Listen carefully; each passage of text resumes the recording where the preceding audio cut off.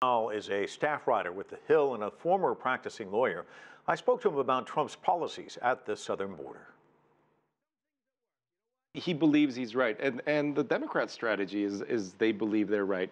They believe, and rightly so, that the last election was about the bases, and it was an election about bringing out new voters and more new voters. Trump got the drop on them in 2016 and continued to do that in 2018. It just turned out that in 2018, the Democrats brought out more voters who agree with them. And it looks like they're going to continue on the same path.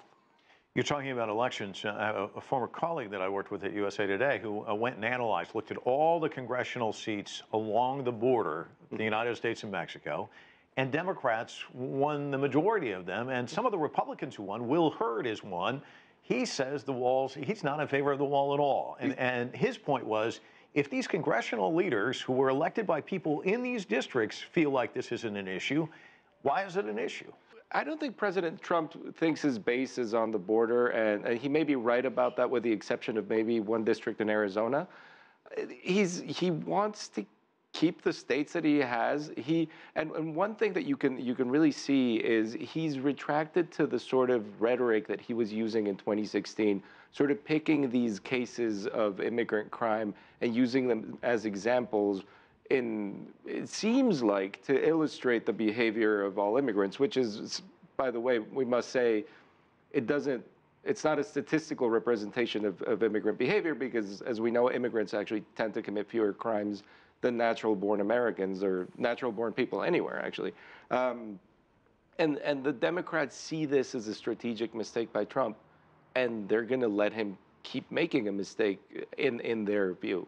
And as this thing drags on, both sides digging in, obviously people are going to be suffering. People aren't going to be getting their paychecks. Where's the off-ramp? I mean, what do you see in terms of what's happening on Capitol Hill?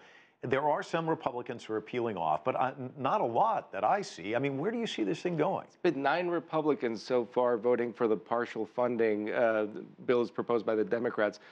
I think there's only 2 off-ramps, either enough Republicans and crucially Senate Republicans who are going to be harder to get on the Democrat side and just decide that they can't stand with the president anymore, or he does declare an emergency power and try to use that funding, then this issue goes to the courts and gets out of the funding fight, and possibly then they might find a solution that's amenable, if not appreciated by both sides.